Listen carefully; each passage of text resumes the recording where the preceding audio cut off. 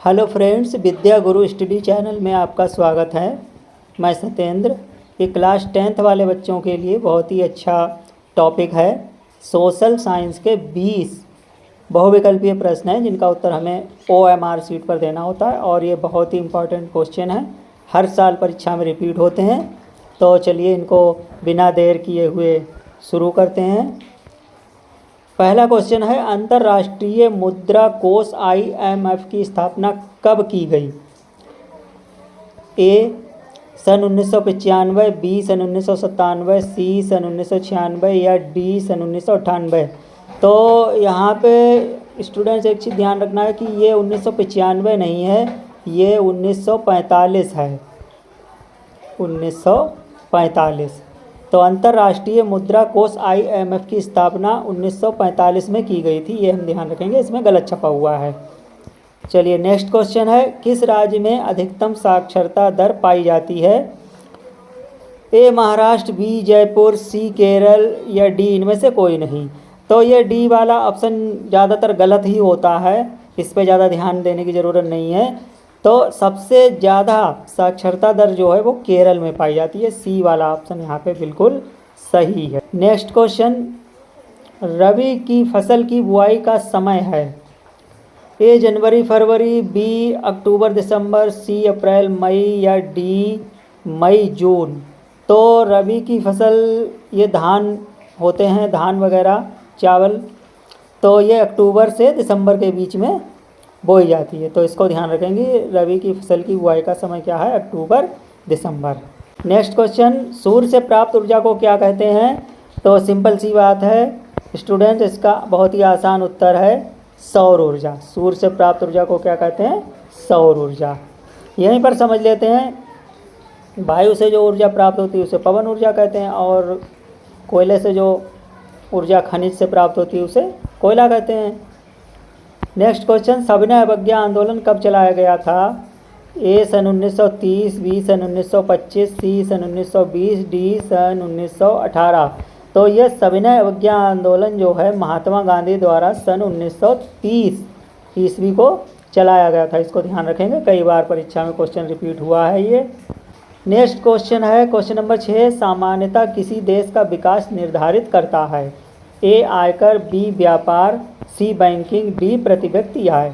तो यहाँ पर डी वाला ऑप्शन सही है कि प्रति व्यक्ति आय जो है किसी देश का विकास निर्धारित करता है। और एक चीज़ और याद रखेंगे स्टूडेंट्स कि अधिकतर जो बड़ा विकल्प होता है उसके सही होने के चांस ज़्यादा रहते हैं।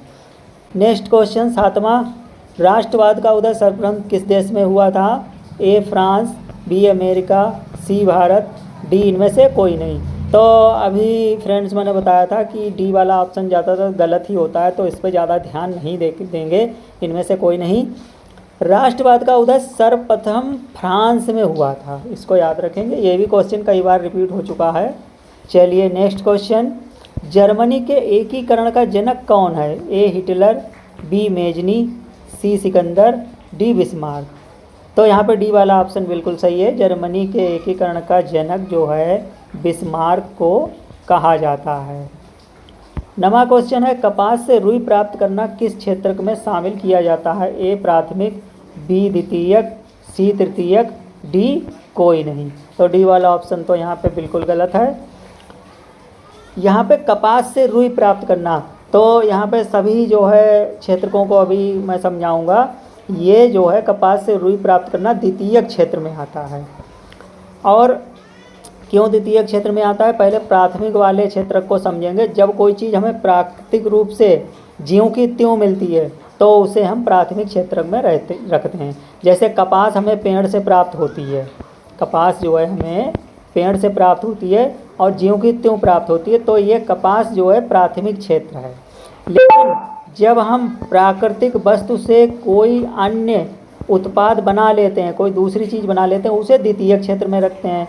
तो कपास से रुई बनाई गई है, तो कपास से जब रुई बनाते हैं तो उसे किस क्षेत्र में रखेंगे?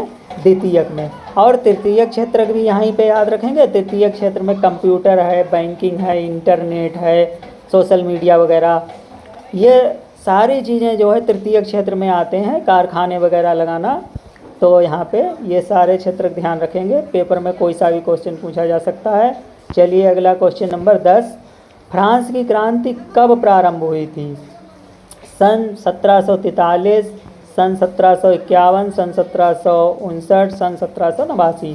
तो यहाँ पे डी वाला ऑप्शन सही है कि फ्रांस की क्रांति जो है 1789 ईस्वी में प्रारंभ हुई थी। क्वेश्चन नंबर 11, निम्नलिखित में से कौन एक रोपण फसल का उदाहरण नहीं है?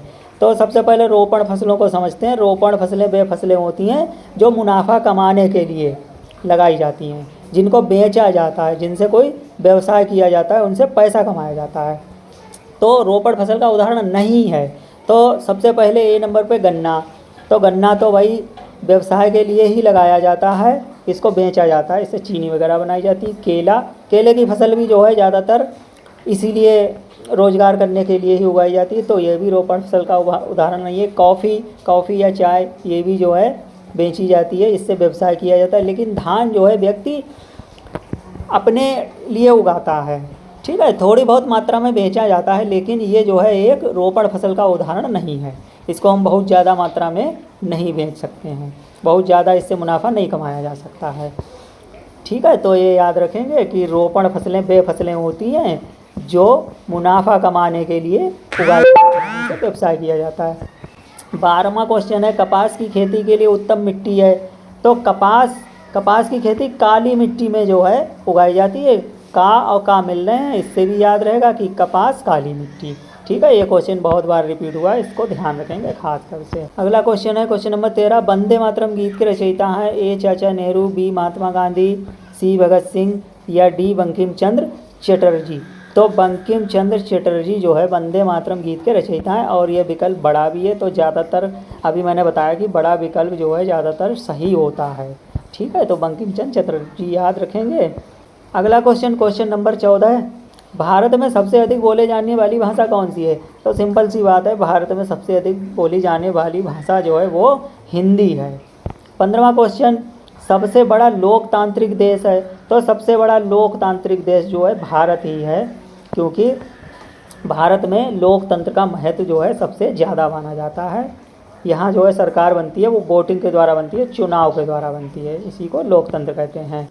क्वेश्चन नंबर 16, एग मार्क किन वस्तुओं को दिया जाता है? एग मार्क का मतलब होता है गुणवत्ता और खाने पीने वाली वस्तुएं।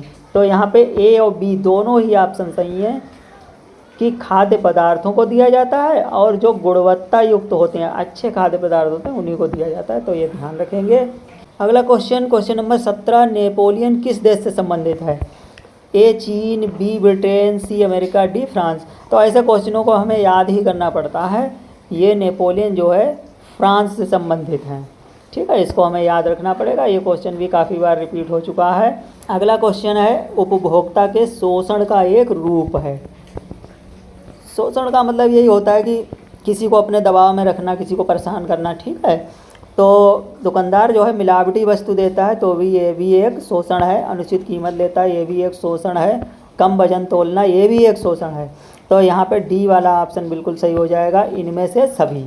और एक चीज़ याद रखेंगे स्टूडेंट्स कि ये जो इनमें से सभी वाला ऑप्शन होता है ये ज़्यादातर ठीक होता है, इसी पे जो है ध्यान देंगे। पेपर में अगर ये ऑप्शन आता है तो इसको हम लोग लगा देंगे। क्वेश्चन नंबर 19, स्वर्णिम चतुर्भुज योजना संबंधित है? तो ये स्वर्णिम चतुर्भुज योजना जो है ये मैं बता देता हूँ, महाराजमार्ग विकास से। इस योजना के तहत जो है लंबी लंबी सड़कें बनाई गई थी, सड़कों का निर्माण किया गया था, जिन्हें महाराजमार्ग कहते हैं। बहुत दूर तक चली जाती हैं सड़कें, एक राज्य से दूसरे राज्य में, ठीक है, तो इसको ध्यान रखेंगे। अगला क्वेश्चन नंबर 20, असहयोग आंदोलन का मुख्य कारण क्या था? ए है रालेट एक्ट, बी राजनीतिक दल, सी विरोधी पार्टियां, डी इनमें से कोई नहीं। तो डी वाला ऑप्शन तो यहाँ पे 100% गलत है, ये ज़्यादातर गलत ही होता है। असहयोग आंदोलन का मुख्य कारण था रालेट एक्ट। ये एक कानून था जो अंग्रेज़ों ने भारतीयों के विरुद्ध बनाया था। तो इस कानून में ये कहा गया था कि कोई भी क्रांतिकारी अगर है तो उसको हम जो है बिना किसी कारण के ही जो है उसको गिरफ्तार करके जेल में डाल सकते हैं। तो इसी कारण से महात्मा गांधी ने असहयोग आंदोलन चलाया था इस कानून को बंद करवाने के लिए। तो स्टूडेंट्स ये तो थे 20 बहुविकल्पीय क्वेश्चन जो कि सोशल साइंस के थे, और ये क्वेश्चन बहुत ही इंपॉर्टेंट हैं। इनको आप लोग अच्छे से याद कर लीजिएगा, तैयार कर लीजिएगा, पेपर में ये आपकी बहुत हेल्प करेंगे। तो मिलते हैं अगली वीडियो में, और तब तक के लिए बेस्ट ऑफ लक।